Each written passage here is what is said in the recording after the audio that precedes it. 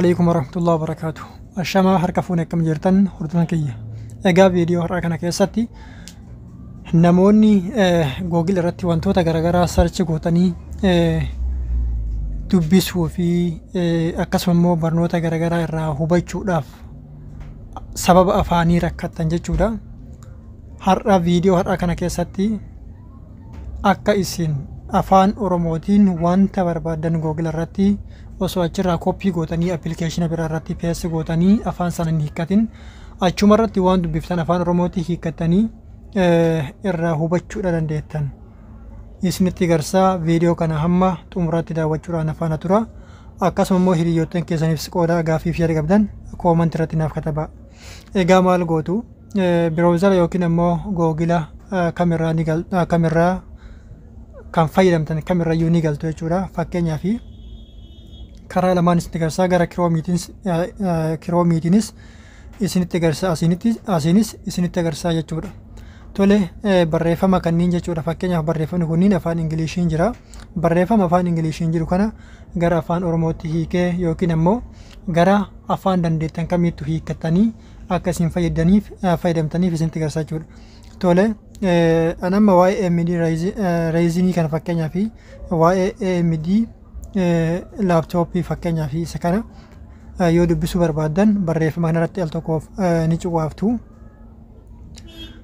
Sana booda yoo jala kanatti yookiin immoo gara gadii kanatti jechuudha afaan appilikeeshinii afaan hiikuun yookiin immoo Google Translate asirratti hin argatiin maal gootu tuttuqaa sadan gubbaa kanarratti al tokkoof ni cuqaaftu. Sana booda Translate kan jedhu ni argattu. Asirratti Translate kanarratti cuqaasuudhaan appilikeeshinii afaan isiniif hiiku yookiin immoo Google Translatein asirratti isiniif bahaa jechuudha. Erga asitti inni isiniif bahee booda tuttuqaa sadan kanatti al tokkoof ni cuqaaftu. More language jedha asirratti deebitanii ni cuqaaftu. Sana booda afaan barbaadan afaan addunyaa kanarra jiran jechuudha. Afaan barbaadan ni filattu jechuudha. Fakkeenyaaf Afrikaans jedha. Afrikaansiin kun afaan biyya South Afrikaa keessatti dubbatamu jechuudha. Akkasuma immoo Kaan, Albaaniyaan, Amhariik, Arabik jedha. Akkasuma afaanota hedduutu jira jechuudha. Arabiis dabalatee akkasuma immoo afaan Ingiliish akkasuma immoo afaan Oromoos dabalatee jechuudha. Kanaaf afaan Oromoo barbaaduudhaaf haala kanatti ol harkisuun afaan Oromoo iddoo kanatti Oromoo kan jedhu argattu al tokkoof irratti ni cuqaaftu jechuudha. Kun akkuma isin agartan inni afaan Ingiliishiin ture yookiin immoo afaan Ingiliffaatiin barruun kun ture dura afaan Ingiliffaatiin ture. Amma immoo maal ta'e afaan Oromootiin jijjiiramee jira jechuudha. Barreeffamni hanga fedhe yoo dheerate hanga barbaade yoo dheerate gara afaan Oromootti jijjiirtanii haala kanaan Google irratti yookiin immoo biroozara kamirrattuu dubbiftanii irraa barachuudha dandeettu jechuudha. Yookiin immoo sirriitti bal'ina waan sanaa irraa hubachuudha dandeettu jechuudha. Ni agartu.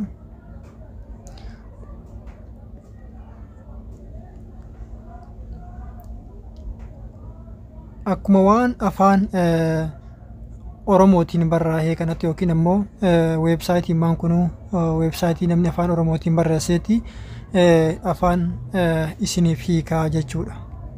Ni agartu. Sirriitti hiikame yookiin immoo kan inni qulqullaa'ee jirudha jechuudha.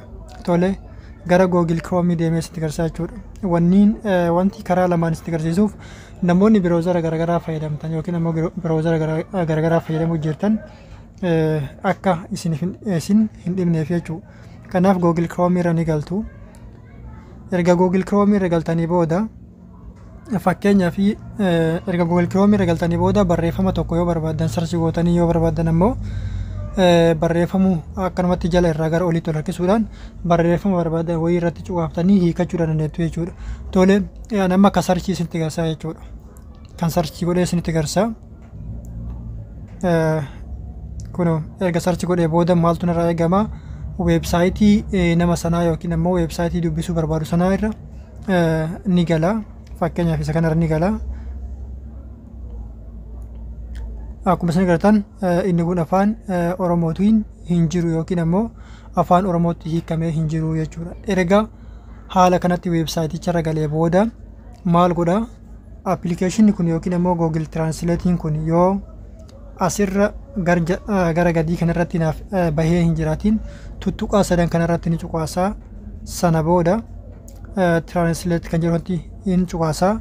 Sana booda deebi'ee yeroo Google Translate kun asirratti naaf baheetti maal godha tuttuqaa sadan Google Translate kanatti ni cuqaasaa. Sana booda more language dha irratti ni cuqaasaa.